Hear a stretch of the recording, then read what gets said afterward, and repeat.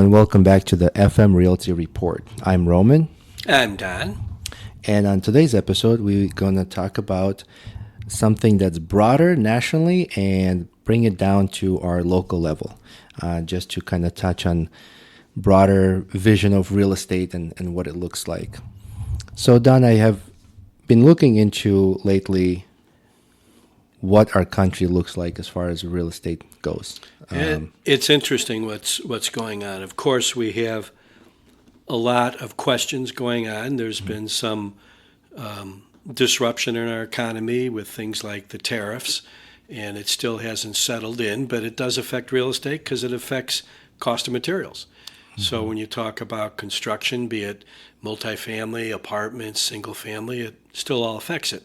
But in general, right at this moment, the national market appreciation, price growth is slowing down.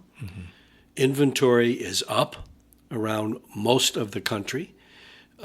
Even though interest rates are high, the expectation is they're going to come down, and we'll see what happens nationally. We'll get to the local in a second. But the other thing that's happening is we see buyers sitting on the sidelines for lots of reasons. They're uncertain. Interest rates are high, as we said. But the interesting and most interesting thing when we look at the market nationally, we here have to look at the market here locally. And there's a cliche in our business, all real estate is local, and nothing could be more true. Because the trend here is almost the complete opposite of what's going on nationally. We have an increase in inventory over the last few months in terms of number of listings on the residential side. But year to date, we're still below last year. So our inventory situation is not as robust as the rest of the country. And if interest rates drop a little bit, which they expect to drop as soon as this month, you're going to see more people coming into the market. But it is a question also of what's going on, and this will be true here locally as well as nationally. And let's talk about the rental market. The rental market nationally is tight. The rental market nationally is expensive. The rental market here currently is even tighter and even more expensive in terms of the rate of increase in rents. Though with Micron coming, we know that we're going to be building a lot of units. Most of them are going to be apartments because that's the only thing you can do quickly enough. And the rents are going to be high. And people are going to have to start making decisions and looking at the cost of rental versus the cost of owning. And when you see our marketplace with rents equal to what they are in the bigger cities, yet our median price is $200,000 plus or minus less than the national median price of $480,000. We're at about $270,000 here. People have to start looking at how can I buy, even at higher prices, because when you start paying, as we're doing here in Central New York, $2,000 and $3,000 a month and more for rent, we got to start looking at what we're doing. You got to start exploring buying. Absolutely. I was shocked. I think the rental rates went up by 30 to 40%. Absolutely. There was if you go back 6 or 7 years, it's up over 50%. I believe, yeah. I mean, I'm talking 30, 40%. I'm talking about in the last 2 years or so. Yeah. I had a house that was renting for $1,200, $1,250 for a 2-bedroom. Now you look at 2 bedrooms and they go over $2,000. To $2,300, depending on the location, condition, obviously. And that's another thing I want to stress with the rental market here locally as well as nationally.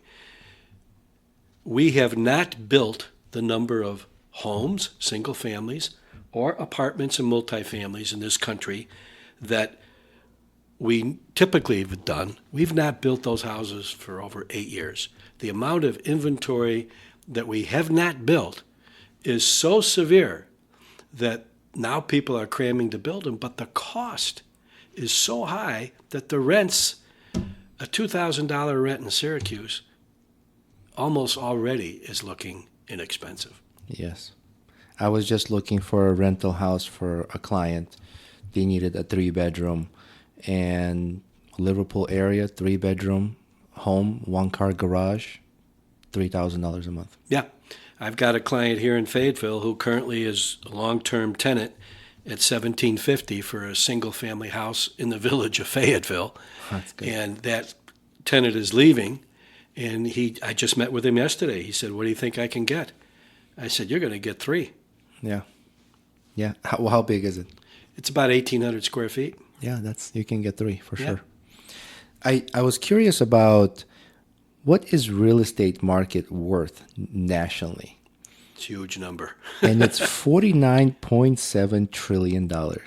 I don't know how accurate this is, but this is something consistently I've been finding this number online. Yeah. This number comes from lots of sources, including the National Association of Realtors, Redfin, Zillow, and they're all about the same thing. It's just shy of $50 trillion. Now let's put that into some context. That's 2.5 times the total GDP of the United States. That's The crazy. United States GDP is $20 to $25 trillion a year. This is twice that, a little over twice that.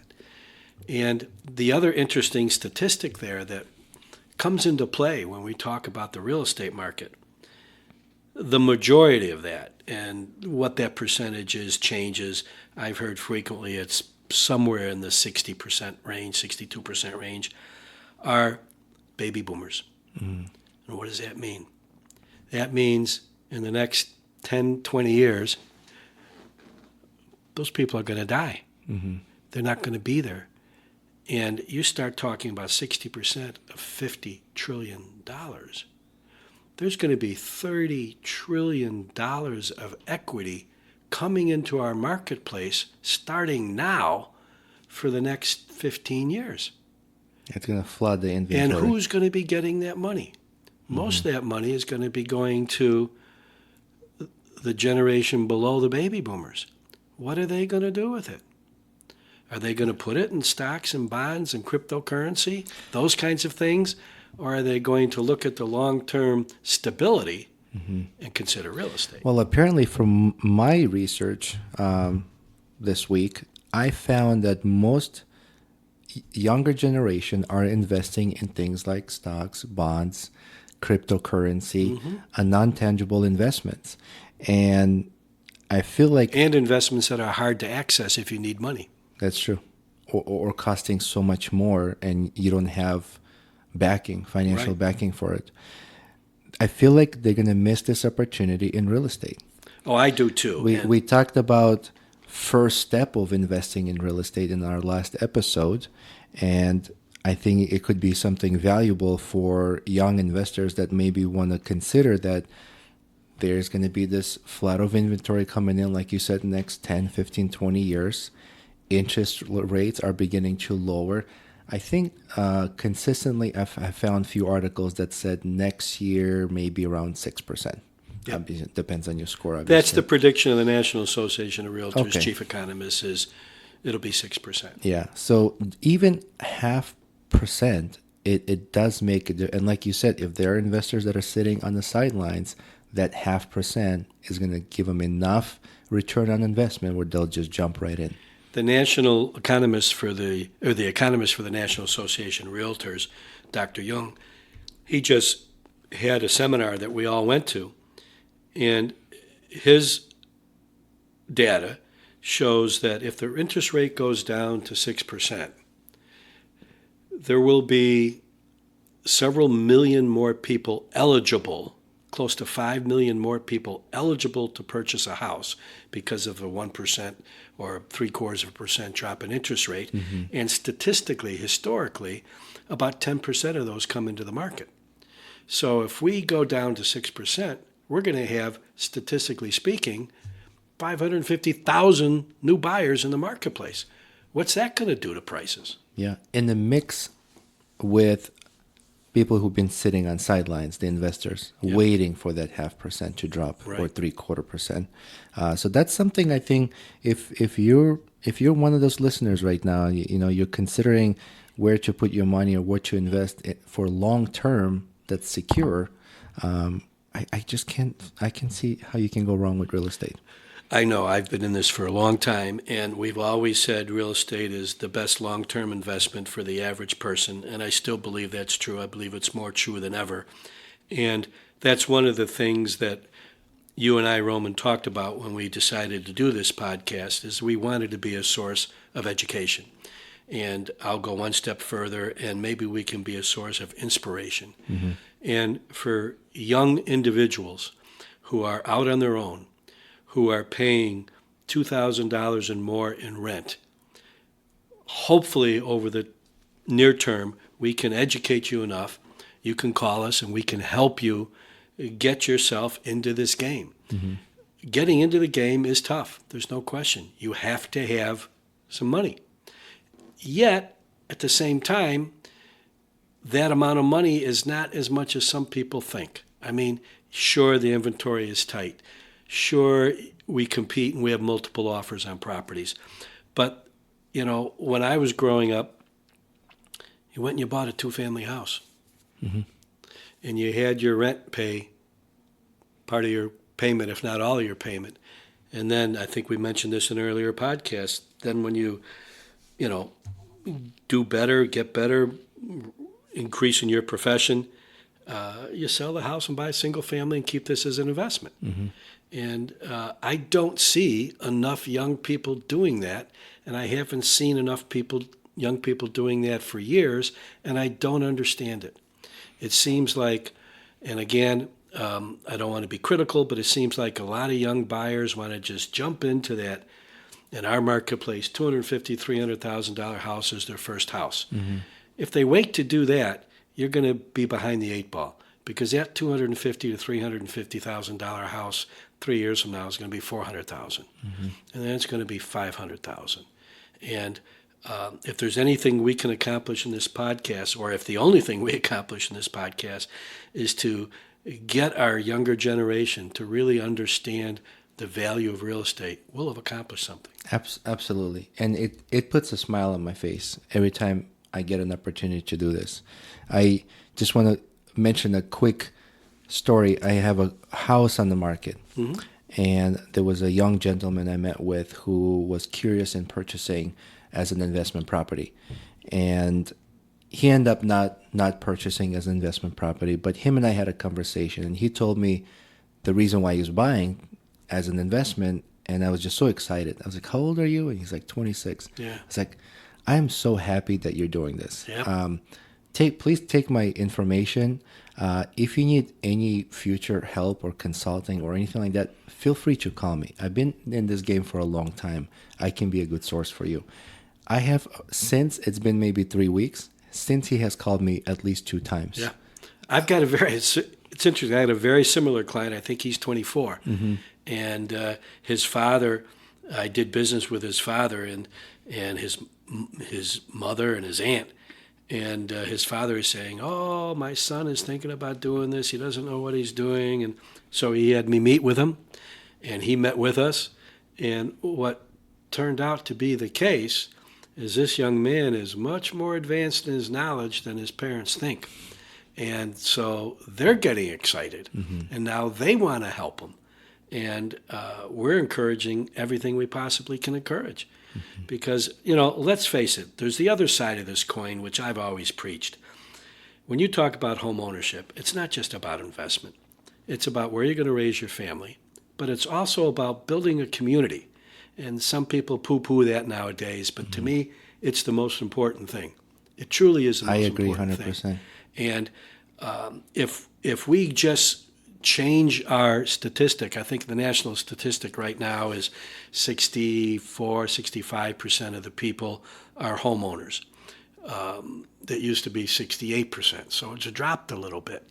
If that starts dropping in a significant manner, that's going to have what I believe will be a very negative impact on our social fabric, very negative impact on our communities, on our ability to our cities and our towns to even survive. So this isn't just about a personal investment. Mm-hmm. This is about the way of life we have in this country and quote unquote the American dream, which I think is more important than ever before. Absolutely. And community is, I can't stress it enough. It's so important being part of a community and, Absolutely. and embracing and building that community. ever since I've moved here in 2007, I've got to know more people, became part of the community, volunteered as a firefighter, volunteer whatever I can to help. It shows you see the community in front of your eyes grow, change, appreciate, and like you said, it combines people. Absolutely. When I first bought my first house, and I look back on it, the transformation in my thinking was monumental. When I was a tenant, did I really care what gas station was going to be built on the corner next to somebody's house? Did I really care about a city rule about garbage collection? No, I didn't care. But once I became a homeowner, and it affected me, and affected my family, and affected my property taxes, all of a sudden, hey, I got to be involved. I've got to get involved. I've got to be a citizen and do my job as a citizen. And as a tenant, that need or that day-to-day impact isn't as strong as it is if you're a property owner. That's true. There's no attachment. There's not the attachment. Yeah. And while back, I've been trying so hard to find benefits and information, what to do to have younger generation wanting to stay and own a home. Right. I was reading an article just a week and a half ago, I believe it was in the New York Times, although I'm not 100% sure of that, where there was a comparison being done by a financial analyst of renting versus buying. And the argument was that it's tilting, that it's better to rent. And I found it very interesting that the entire approach was purely economic. It had nothing to do with quality of life, had nothing to do with community, had nothing to do with the impact of tenant versus property owner in a community. And I actually wrote to the author and said, you're not telling the whole story. Yeah. Oh, it's true. Some of the stories are just one-sided. Right.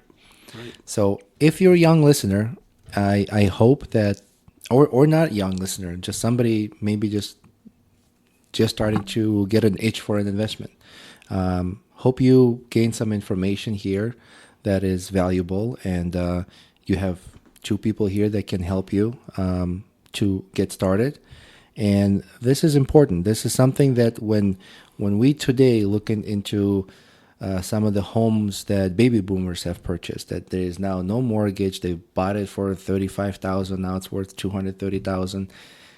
This is the beginning of that. This is the beginning of that, and just going right down that road, Roman, right now, single-family residential real estate might be, in central New York, the best investment you can have. Properties are going up at 8% minimum, 10 and 12% regularly. Where else can you get that return? You can only get it by owning the property. Absolutely. Well, we hope that you've gained some interesting information here and continue to listen to us and get in touch with us. It's in the description of this episode, and hopefully we can give you some help in your new venture done. Thank you.